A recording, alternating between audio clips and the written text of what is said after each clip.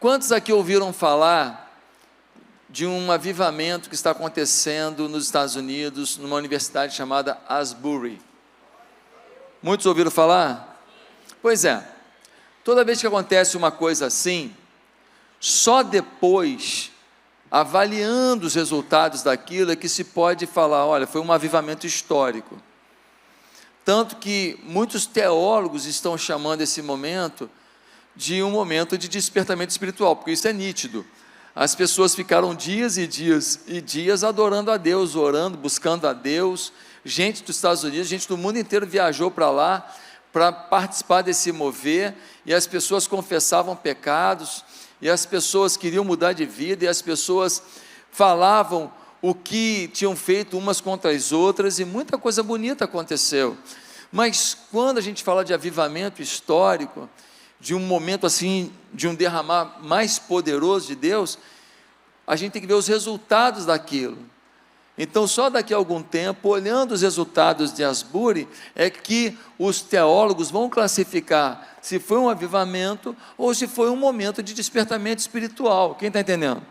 Amém? Agora, este movimento, a gente pode crer que possa ser visto como um avivamento histórico. E pensando nisso, eu queria te mostrar o que acontece quando um avivamento vem. Por exemplo, em 1904, no país de Gales, o país estava em caos, o país estava destruído, uma corrupção grande, as pessoas vivendo uma imoralidade grande, uma pecaminosidade grande, a frequência nas igrejas estava péssima, ninguém queria saber de Deus. E aí Deus usa um homem chamado Evan Roberts como o principal instrumento, mas assim, ele pouco pregava, porque os cultos eram marcados principalmente de muita adoração, muita oração e muito testemunho. Tinham pregações também, mas era tanto testemunho do que Deus estava fazendo, que as pessoas ficavam nos cultos encantadas com a glória de Deus. Em 5 semanas, 20 mil pessoas se uniram às igrejas. Um mês e uma semana, 20 mil pessoas chegaram para as igrejas no país de Gales. Foi uma coisa extraordinária. Os teatros fecharam, não tinha ninguém para ir ao teatro, só queriam ir para a igreja. Uma coisa varreu o país de Gales. Em 1835, um missionário chamado Tito Coan, ele desembarcou num cinturão de ilhas do Havaí, e começou a pregar o evangelho ali. E aí, de repente, um furacão de Deus pegou as ilhas, de tal maneira que as pessoas procuravam onde estava tendo culto.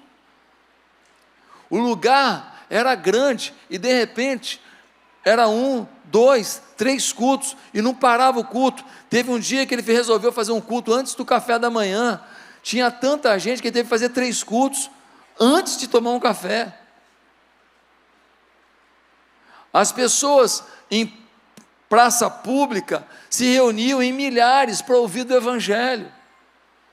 A coisa foi tão forte, que as pessoas gritavam seus pecados no meio da pregação, falando: eu me arrependo, Senhor, não quero mais isso. Adúlteros confessavam os pecados, ladrão que roubou procurava as pessoas para poder devolver. Eu tenho que te devolver, foi eu que te roubei. Os bêbados pararam de beber, os barzinhos só vendiam água tônica, Coca-Cola e água, irmão. Ninguém bebia mais nada alcoólico. Um mover tomou a ilha. E quando Coan deixou a ilha, ele tinha batizado 11.960 pessoas. Quando o avivamento vem, coisas fora da normalidade tomam o ambiente, tomam a cidade. É disso que nós estamos precisando.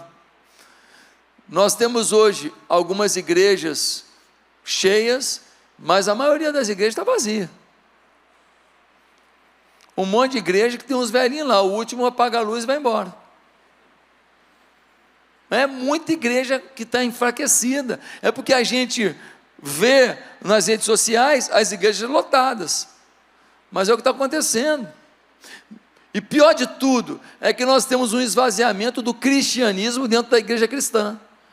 Ou seja, igrejas que começam agora a não tocar mais no assunto A, no assunto B, no assunto C. Por quê? Porque não quero incomodar ninguém, estou com medo de ser processado, e então a gente começa a negligenciar as verdades bíblicas para atender a demanda dos ímpios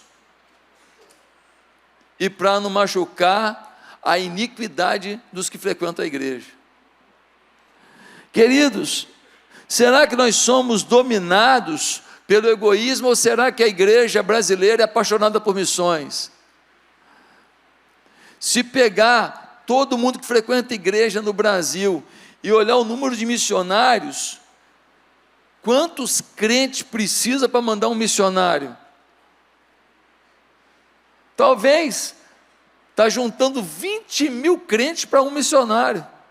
Eu não sei essa conta hoje, já foi 10 mil, eu não sei hoje, porque eu vejo às vezes muitas igrejas focadas tanto no seu ambiente. Nós temos um carpete aqui, esse carpete, esse da frente não, que esse é novo, esse a frentezinha aqui, mas esse você está pisando aí, ó. Esse está pisando. A gente tinha dinheiro para botar um carpete aqui? Tinha dinheiro para botar o melhor carpete? O melhor, podia, o melhor. Mas a gente não tinha dinheiro, porque a gente priorizou fazer creche. Aí um dia, o camarada me liga e fala: pastor, estão tirando um carpete aqui, ó, de tal lugar, que eles vão botar um novo, o negócio é bom, o negócio está novo, o senhor quer dar uma olhada? Eu falei: não vou nem dar uma olhada, vou mandar o caminhão aí agora. Pega tudo, está aí, ó, esse carpete todo que está aí, ó, esse claro aí, que vocês estão pisando aí, onde vocês estão pisando, todo mundo, vocês aí sentados aí, nós ganhamos esse carpete todo.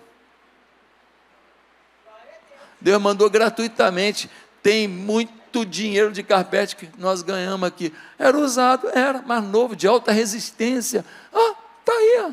Aí aqui na frente nós botamos um novinho só para florear, tá certo? Então, gente, Deus falou: cara, vocês estão investindo em quem mais precisa, em vez de botar uma coisa para o conforto de vocês, eu vou dar de presente. É assim que Deus faz. Meus amados irmãos, talvez você pergunte: tá bom, pastor, temos que ter um avivamento na igreja então. E eu pergunto: como é que faz isso? E aí você responde: tem que orar. Legal, vamos orar então por um avivamento. Só que tem que resolver um problema primeiro. Qual é o problema? O pecado.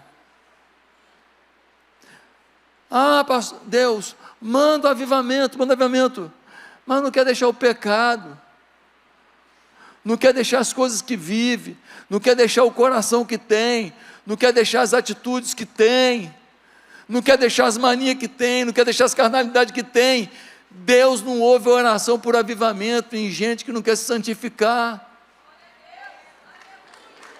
Eu fico vendo gente por aí: manda o avivamento, Senhor, manda o avivamento. Manda a confissão de pecado, pô. Porque se não tiver a resolução da questão do pecado, não vai ter avivamento. Olha o que diz Isaías 59:2: mas as vossas iniquidades fazem divisão entre vós e o vosso Deus, e os vossos pecados encobrem o seu rosto de vós, para que não vos ouça. Os vossos pecados fazem separação, e o Senhor tampa o ouvido para não ouvir. É o que a Bíblia diz. Como é que eu vou te ouvir se você não quer largar pecado? O Salmo 66, versículo 18, olha o salmista: se eu no coração contemplar o pecado, o Senhor não me teria ouvido. Se eu no coração tivesse contemplado o pecado, botei o pecado, guardei o pecado, alojei o pecado, o Senhor não vai ouvir minha oração. Tem muita gente que está pedindo: Senhor, muda a minha casa, enche a minha casa com a tua glória, enche a minha casa com o teu poder, manda um avivamento na minha casa. Mas se você não deixar o seu pecado, querido, não vai rolar. Nós precisamos entender que um avivamento é necessário. Ah, pastor, como é que eu posso entender que o avivamento é necessário? Quando a oração não é importante, vital, quando a busca da verdade bíblica não é vital, quando o conhecimento bíblico é raso, quando os pensamentos bíblicos só são conhecimento, não são aplicados à própria vida, quando esporte, recreação é mais importante do que a vida espiritual, quando não se almeja ser como Cristo, quando a gente fica obcecado por dinheiro, por trabalho, por conquistar, quando a gente consegue ver filmes e programas de televisão cheio de depravação, escutar música cheia de depravação e não dói mais aos ouvidos, quando é possível sentir-se satisfeito, sem qualquer sinal de poder espiritual, só porque a vida está organizada e as contas estão fechadas, quando a gente explica tudo que a gente faz de errado, tem explicação para tudo, tem desculpa para tudo, quando é normal a gente fala: não, eu só faço isso, é meu pecado, mas Deus sabe. Então quando a gente consegue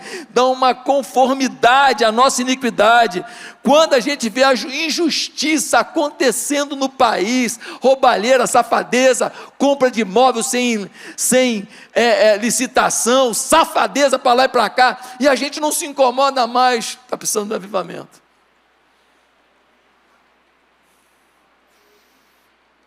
Quando o pecado não incomoda mais, nós estamos precisando de avivamento. Quando gente roubar e você vota em gente que rouba, está precisando de avivamento. Quando você se curva diante de coisas erradas lá no seu setor de trabalho e você faz vista grossa, não te dói mais, está precisando de avivamento. Quando vê gente na rua pedindo dinheiro, passando dificuldade, não te incomoda mais, precisamos do avivamento. Meus irmãos, é por conta disso que eu quero ler o texto de um avivamento que aconteceu em Antioquia, uma cidade aonde a palavra de Deus chegou e foi bombástica, e com base na Bíblia, eu quero dizer para você o que vai acontecer com a gente, se um avivamento for derramado sobre nós, porque nós estamos entrando numa campanha hoje, que a base inicial é: Senhor, queremos o avivamento, amém, irmãos? Por isso, abra sua Bíblia em Atos capítulo 11. Atos capítulo 11.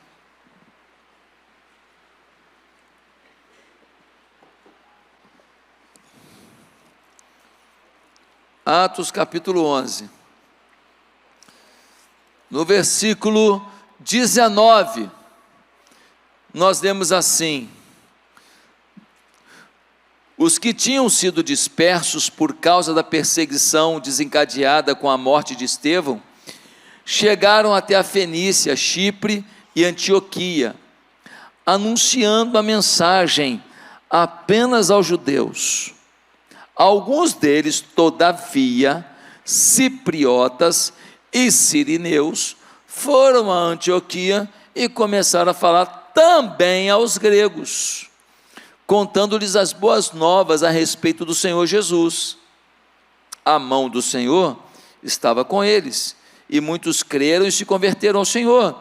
Notícias desse fato chegaram aos ouvidos da igreja de Jerusalém, e eles enviaram Barnabé a Antioquia. Esse ali chegando e vendo a graça de Deus, ficou alegre e os animou a permanecerem fiéis ao Senhor de todo o coração. Ele era um homem bom, cheio do Espírito Santo e de fé, e muitas pessoas foram acrescentadas ao Senhor. Então Barnabé foi a Tarso procurar Saulo, que depois ficou chamado de Paulo, né? E quando o encontrou, levou-o para Antioquia. Assim, durante um ano inteiro, Barnabé e Saulo se reuniram com a igreja e ensinaram a muitos. Em Antioquia, os discípulos foram pela primeira vez chamados cristãos. Naqueles dias, alguns profetas desceram de Jerusalém para Antioquia.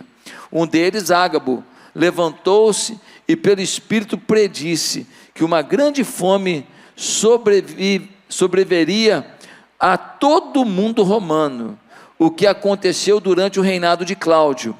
Os discípulos, cada um segundo as suas possibilidades, decidiram providenciar ajuda para os irmãos que viviam na Judéia, e o fizeram enviando suas ofertas aos presbíteros pelas mãos de Barnabé e Saulo. Queridos, o apóstolo Pedro teve uma experiência com Deus. Ele teve uma visão, e vários animais que eram proibidos aos judeus chegaram naquela visão num lençol, e Pedro olhou para aquilo e Deus falou para ele: olha, tem animais aí que vocês acham que o judeu não pode tocar, não pode se alimentar, mas não chame de impuro o que Deus purificou. E ali ele teve o entendimento de que o evangelho não era só para os judeus, o evangelho também era para outros grupos, também era para outros povos, os povos chamados gentios. Então ele vai até os gentios e ele prega o evangelho, e quando ele prega o evangelho, o que aconteceu? Um derramar de Deus. O poder de Deus veio, e veio com fogo, veio e veio ardendo, veio e veio mexendo, e ele começou a olhar os gentios, tendo uma experiência com o Espírito Santo. Ele falou: nossa, o que acontecia entre os judeus, está acontecendo aqui, o evangelho é para todos. Aí, começaram a pregar para outros judeus, mais um grupo de cipriotas e sirineus, resolveu pregar também para outros grupos não judeus, alguns gregos, e eles foram para Antioquia e pregaram lá, não apenas para os judeus, mas também para os gentios, assim como Pedro havia feito, e os caras tudo novo convertido, e o povo começou a se converter, e uma multidão começou a se converter, e um avivamento começou a acontecer, e os caras oravam e louvavam e buscavam a Deus, e uns ajudavam os outros, e havia confissão de pecado, e todo mundo se ajudando, e um ambiente de fraternidade, de amizade, quem tinha dava a quem não tinha, um apoiando o outro, um dava emprego para o outro, um ensinava a profissão para o outro, aquele ambiente de glória. Aí alguém vai a Jerusalém e avisa para os apóstolos: ó, está acontecendo um negócio lá em Antioquia lá, pai. Tem uma igreja lá, está bombando, cada dia tem mais gente, os caras estão cheios de fé, cheios de amor, cheios de poder de Deus. Aí os apóstolos que estão em Jerusalém falam: Barnabé, que era um cara de confiança, um homem cheio do Espírito Santo, falou: você pode ir em Antioquia ver o que está acontecendo? Ele vai. Aí ele chega em Antioquia e fica maravilhado, fala: que é isso? Pedro não está aqui, João não está aqui, Tiago não está aqui, Bartolomeu não está aqui, Filipe não está aqui, Mateus não está aqui, não tem apóstolo nenhum aqui, só novo convertido, efervescente por Deus.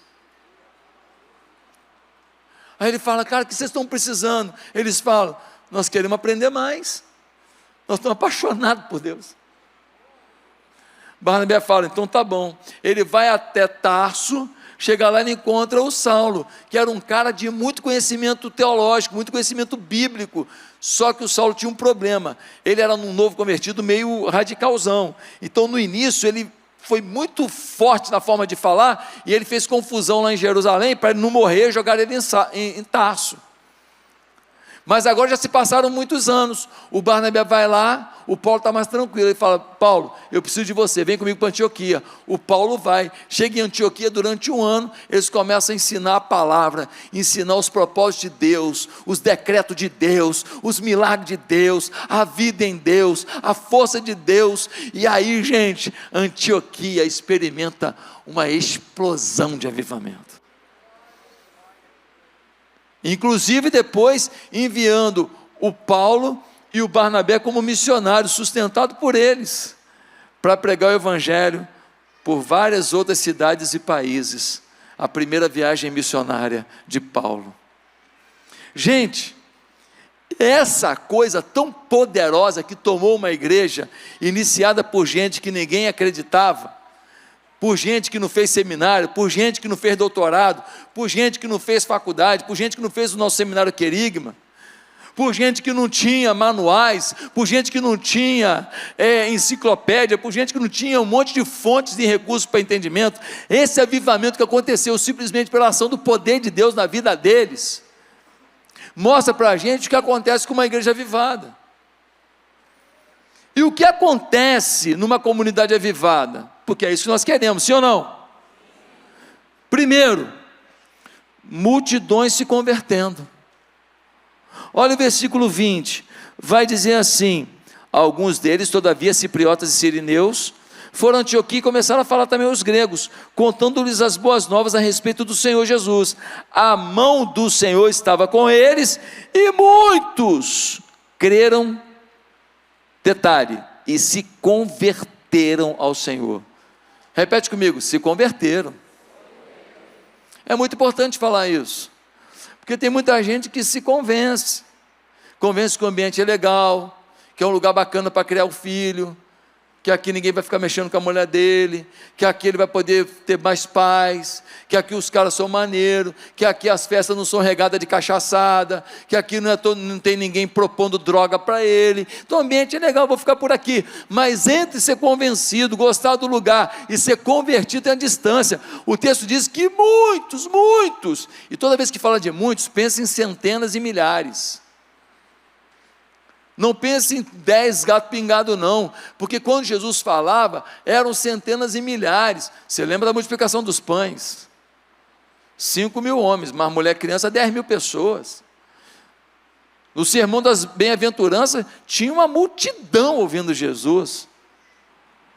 Meus amados irmãos, multidões se converteram. Sabe o que o Dr. Russell Shedd, uma referência de santidade e de conhecimento bíblico, já está com o Senhor, o que ele disse?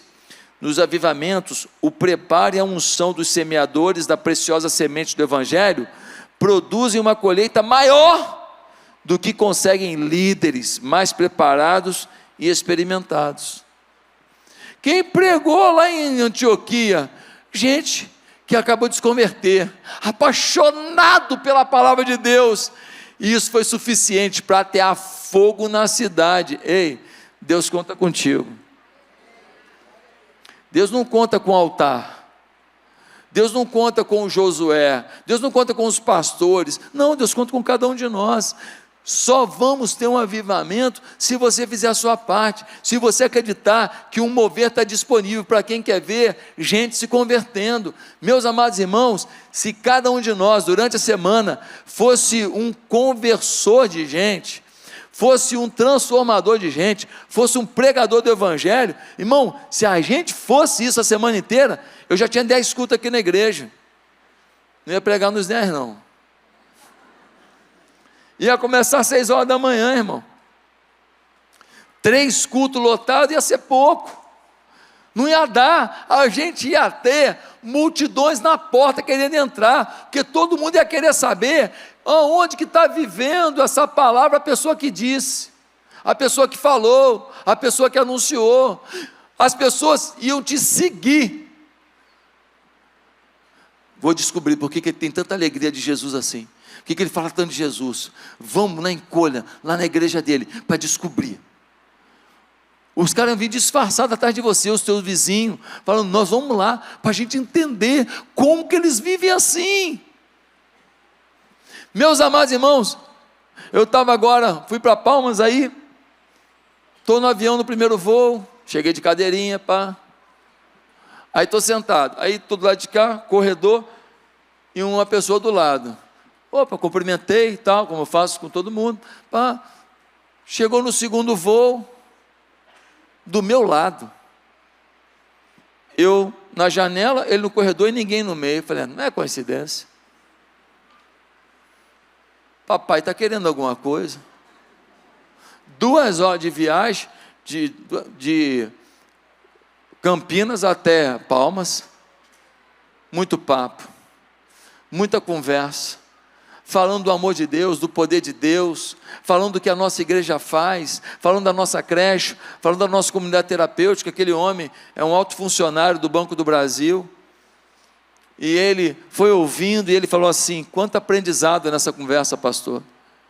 Eu vou lá na sua igreja, eu quero ir lá, me dá seu telefone, pastor, eu quero ir lá na sua igreja. Falei: você vai lá sim, e tem uma igreja nossa, que é pertinho da sua casa, ele mora em Botafogo, e nós papeamos muito, que papo legal. Sabe por quê, gente?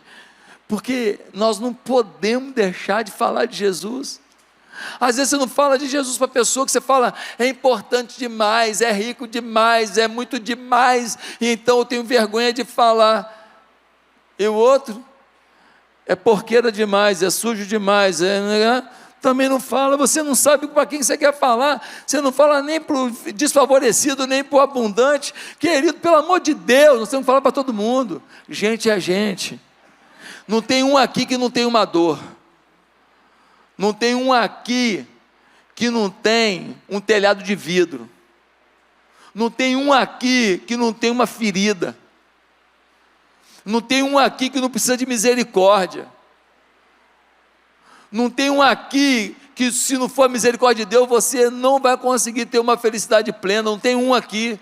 Que história é essa? Nós estamos no mesmo barco, um ajudando o outro, sem julgar o outro, estendendo a mão para o outro. Nós precisamos levar o evangelho para todo mundo. As pessoas estão desesperadas, é branco, é negro, é mameluco, cafuso, é rico, é pobre, é culto, inculto, analfabeto, é índio, está todo mundo no mesmo barco, tem uma alma ali. Uma comunidade avivada tem multidão se convertendo. Segundo, tem gente vivendo em estado de graça. Repete comigo: estado de graça. Olha o versículo 23, diz assim: este ali chegando e vendo a graça de Deus, ficou alegre.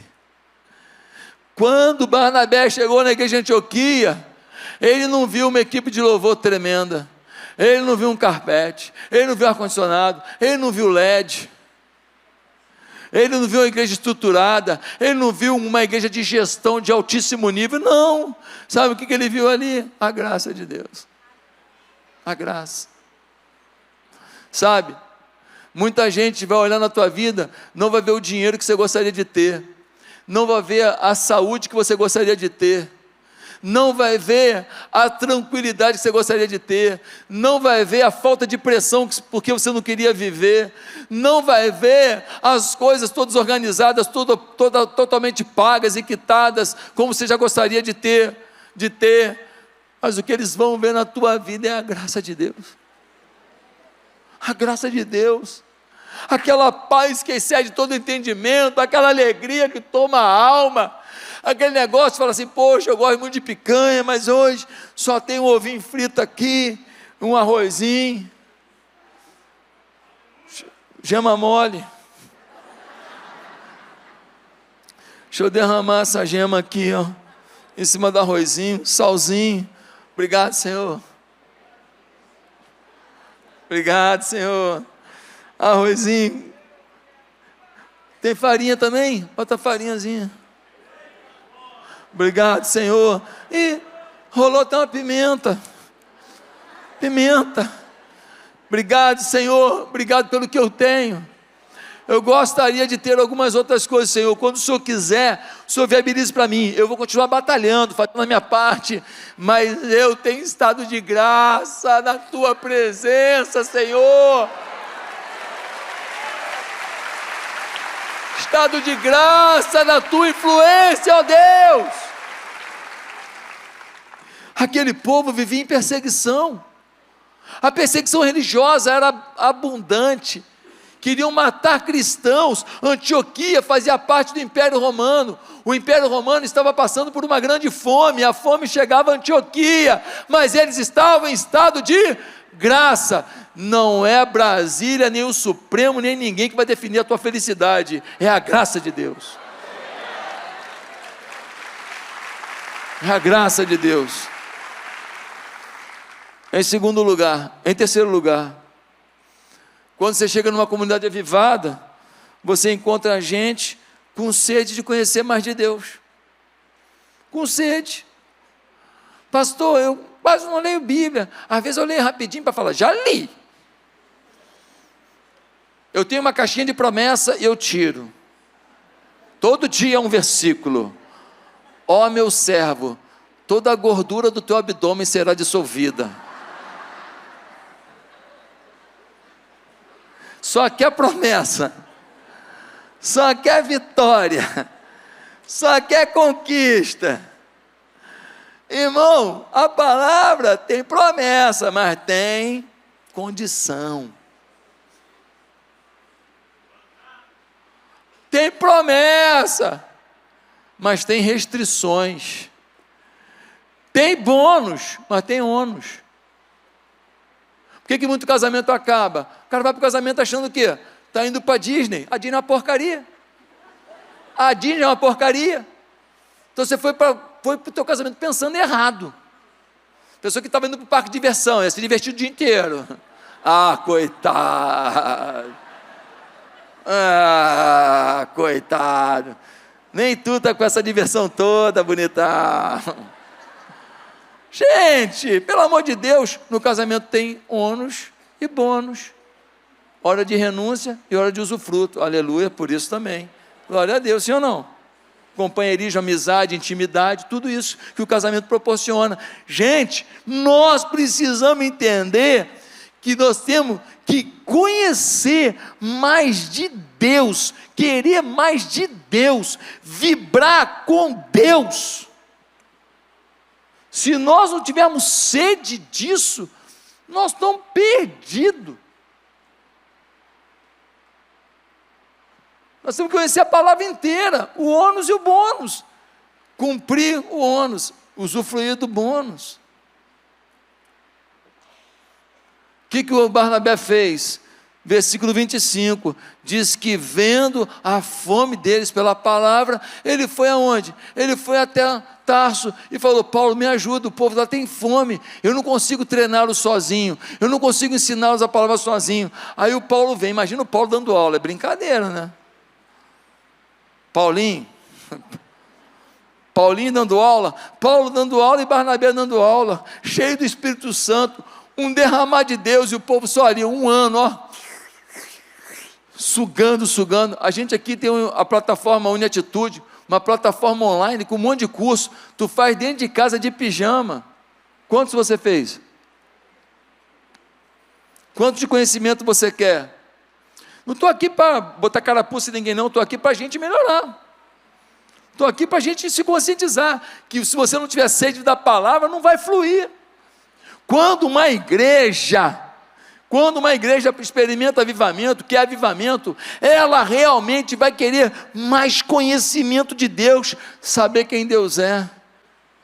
Eu estou aqui, convalescente, andando meio esquisito, emagreci já uns 3 quilos, mas deixa eu te falar, é uma fase que espiritualmente está sendo muito legal. A dor te lembra quem você é. A impossibilidade de fazer o que você gostaria te lembra quem você é. Ter dinheiro para fazer uma aventura e não ter saúde para fazê-la, mostra quem você é.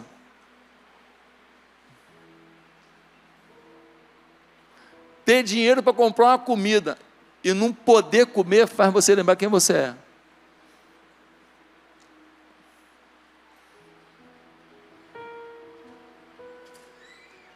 Dá todo exemplo para alguém que você ama e ver a pessoa não entendendo, faz você lembrar quem você é.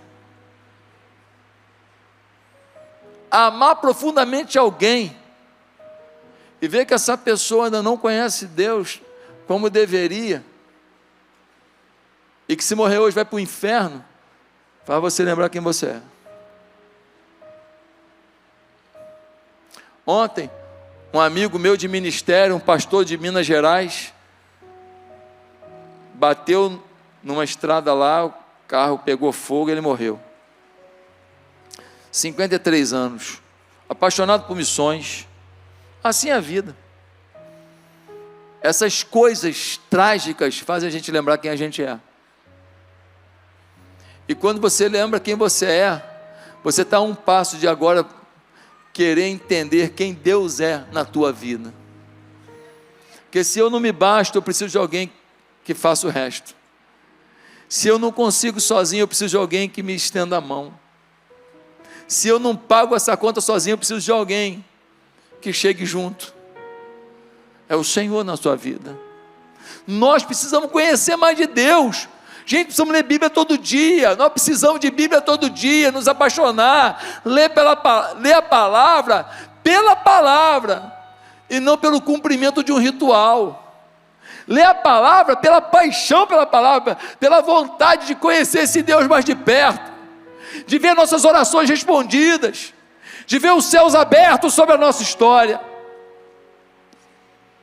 Mas em quarto lugar e último lugar, quando encontramos uma igreja avivada, a gente encontra gente piedosa de verdade. Gente piedosa, olha o versículo 27.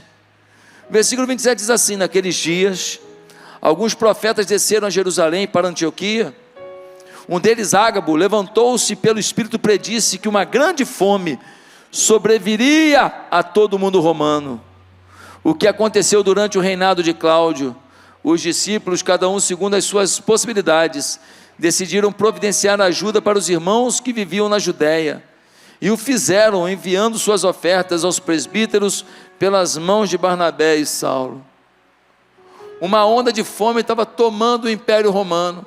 Antioquia também fazia parte do Império Romano, mas eles ainda tinham comida, e eles souberam que a situação na Judéia estava trágica. O normal seria armazenar, para na hora da escassez ter armazenado, sim ou não? Eles preferiram confiar em Deus, e preferiram enviar suas ofertas para suprir seus irmãos da Judéia, gente que eles nunca viram, gente que eles nunca abraçaram, gente que eles nunca viram nem pelo WhatsApp, nem pelo Facebook, mas irmãos em Cristo. Eles falam: nós temos um pouco a mais, manda para eles. Piedade não é você tirar do que te sobra, piedade é quando você tira do teu sacrifício para ajudar alguém. Piedade não é você tirar o que não te faz falta alguma, piedade é quando lhe custa alguma coisa, custa seu tempo, custa seu dinheiro, custa seu lazer, custa sua tranquilidade. Sabe, quando o enchimento toma a igreja, a gente se torna uma igreja de Antioquia. No final do século I, os historiadores registram que a igreja de Antioquia sustentava 3.000 órfãos e viúvas. 3.000 órfãos e viúvas eram sustentados pela igreja de Antioquia, porque a piedade era verdadeira. Mas nós temos um monte de gente hoje que só pensa em enriquecer. Eu não sou contra você ter dinheiro, nós falamos de dinheiro aqui 4 domingos seguidos. Eu não sou contra você ter uma vida boa, não. Eu só sou contra você não ter piedade. Eu só sou contra você acreditar que você tem que ter sucesso para encher o seu umbigo, e não ter sucesso para encher a barriga de alguém, ter sucesso para fazer alguém se converter, ter sucesso para testemunhar o quanto que Deus é fiel. Ah, gente, como é bom ver o sorriso na boca de alguém por causa da nossa piedade. Como é bom ver alguém feliz porque a gente foi generoso.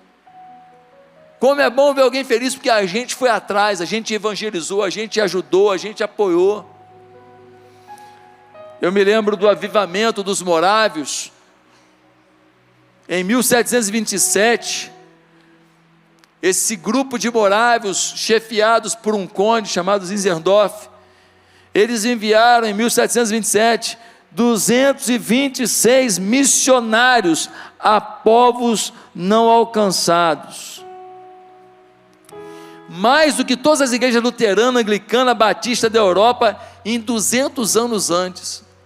Teve gente que soube de lugares onde tinha 3, 4 mil escravos nos campos trabalhando, e ninguém pregava para eles. Jovens de 19 anos, 20 anos, se venderam como escravos para habitar entre essas pessoas e pregar o evangelho para elas. Quando eles estavam no navio, as famílias daqui olhando eles no navio, a família sabia que eles nunca mais voltariam, porque seriam escravos. Eles se venderam, com o dinheiro da venda pagaram a passagem, para viver entre escravos pregando o evangelho. Ei, que preço você paga para alguém conhecer Jesus?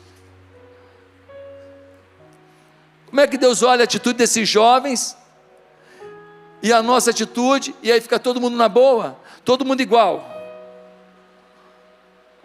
Uns se vendem por amor ao evangelho, e a gente só quer comprar por amor ao evangelho.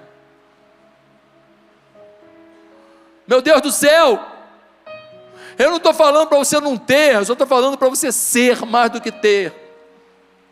Só estou falando para o evangelho tomar a tua vida. David Brainerd, aos 29 anos, morreu de tuberculose, pregando o evangelho junto aos Peles Vermelhas, nos Estados Unidos. Um mover tomou aquele povo, conversões e mais conversões, e aí no final da vida ele fala: eu não gastaria a minha vida de outra maneira, senão pelo mundo inteiro. 29 anos, tuberculoso, um jovem, que morreu no campo por amor às pessoas. Sabe, não viver o avivamento, não querer o avivamento, não é um sinal de que a gente está frio, é um sinal que a gente é desobediente. É pior.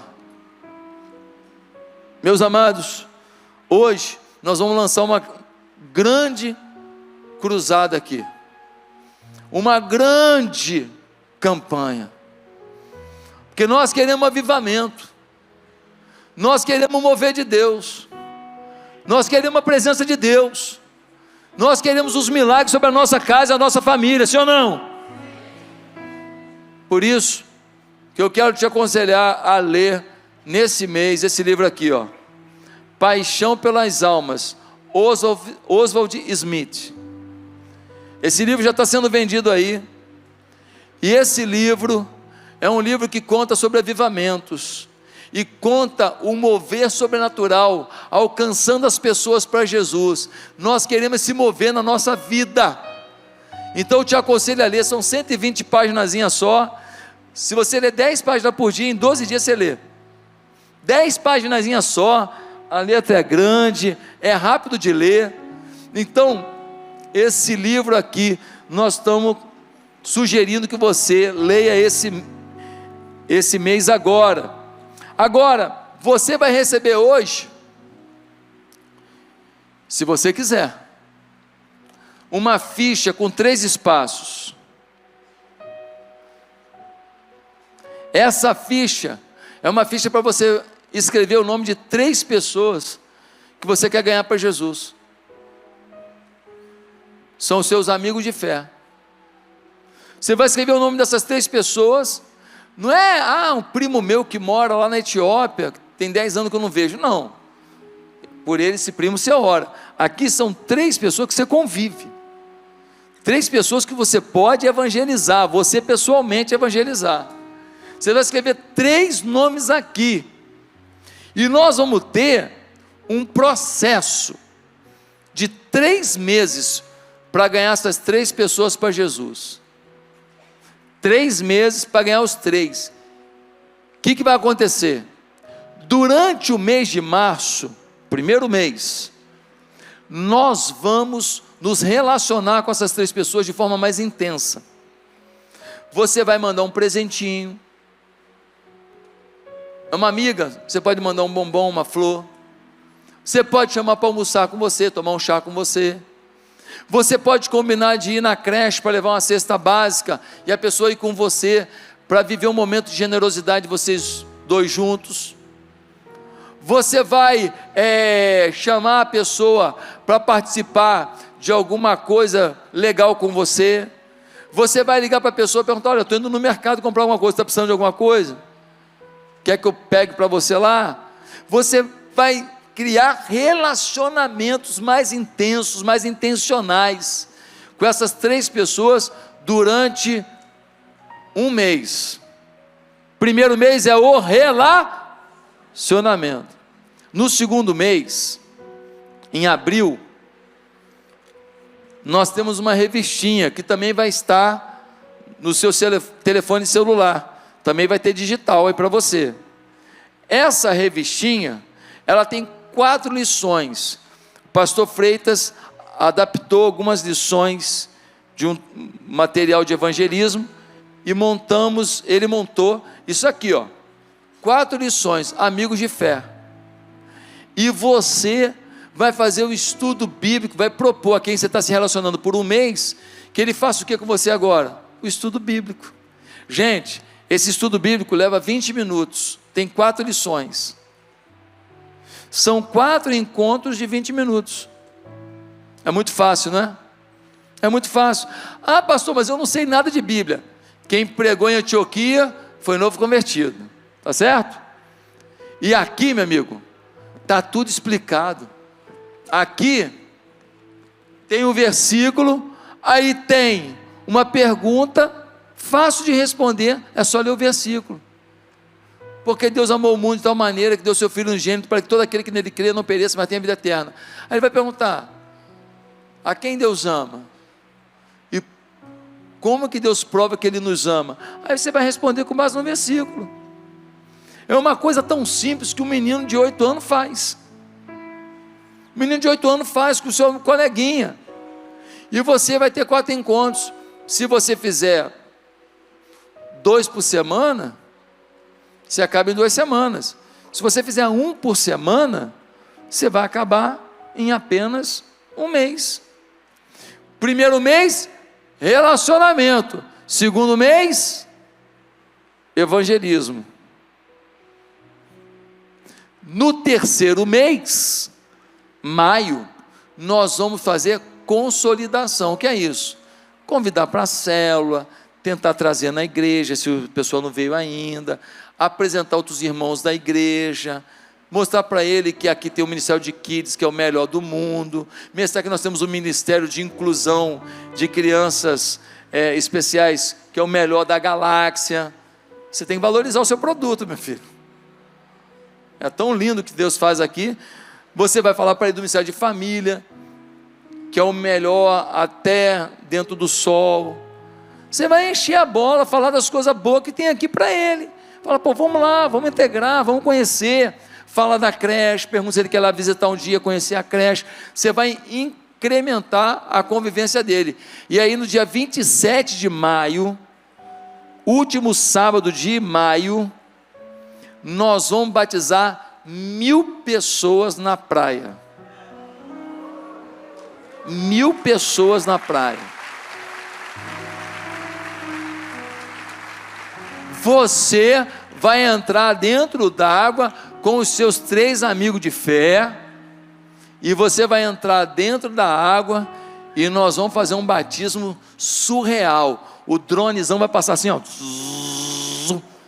pegando assim aqueles 1000 batismos nas praias do Rio de Janeiro, tá certo? Não sei ainda que ponto da praia em específico, mas aqui na praia. E nós vamos ter um batismo de 1000 pessoas. Quem acredita nesse projeto? Quem tem fé para viver esse projeto? Quem quer viver esse projeto? Bem, queridos, se durante 30 dias, vivendo relacionamento com pessoas que você quer ganhar para Jesus, você não cresceu, muda de nome. Só que você vai viver 90 dias, 3 meses, uma paixão por pessoas, e ensinando Bíblia para a pessoa. O que vai acontecer com você? Deus vai te pegar, Deus vai te promover, Deus vai te levar para uma paixão que você não estava vivendo ainda. Deus vai ressignificar a tua vida. Durante esses 3 meses vai haver um crescimento. Ei, recebe a palavra. Durante os 3 meses, estende a mão, porque Deus vai derramar. Não tem como você estar nessa busca por servir a Deus durante 3 meses, fazendo a obra de Deus, e não ver o derramar. Deus vai derramar. Eu não sei o que você está precisando, eu não sei onde que Deus quer agir. Deus vai derramar, porque nós vamos estar vivendo evangelho de verdade, olhando para as pessoas, querendo servir, lendo Bíblia, orando. Deus vai derramar. Quem está entendendo? Então, você vai ganhar mais um presente.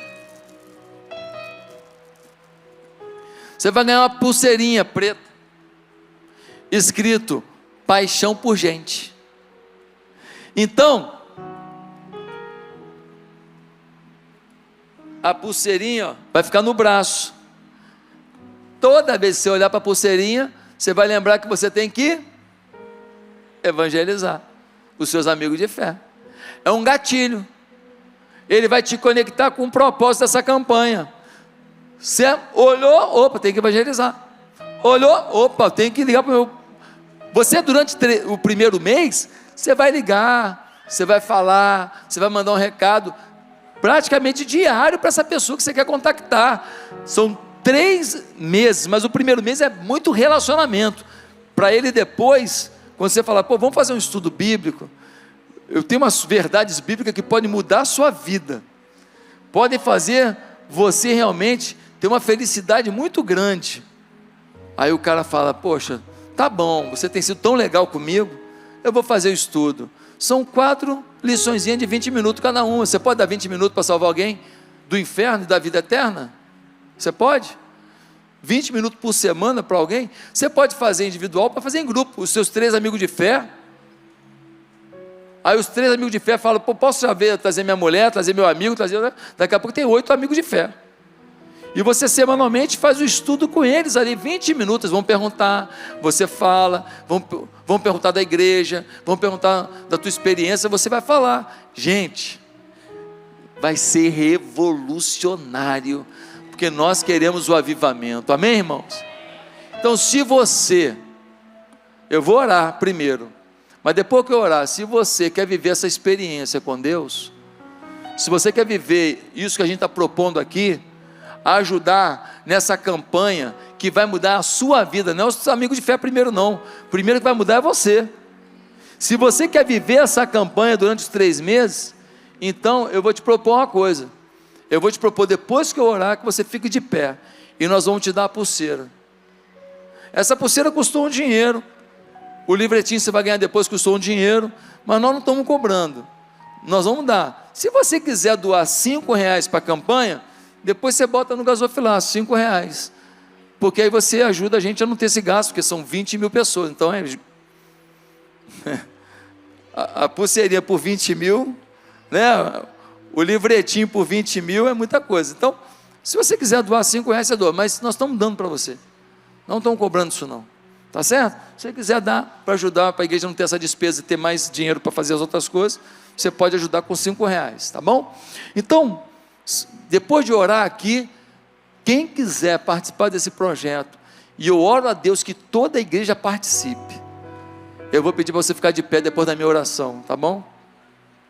Senhor, que toda a tua igreja seja tomada pelo espírito de ousadia, para viver essa campanha, e que essa campanha venha se tornar um avivamento no seio dessa igreja, venha se tornar um tempo de muitas respostas dos céus para os anseios de cada um de nós aqui, pois é no nome de Jesus que nós oramos e consagramos essa campanha e as vidas que estarão nela ao Senhor, em nome de Jesus, amém.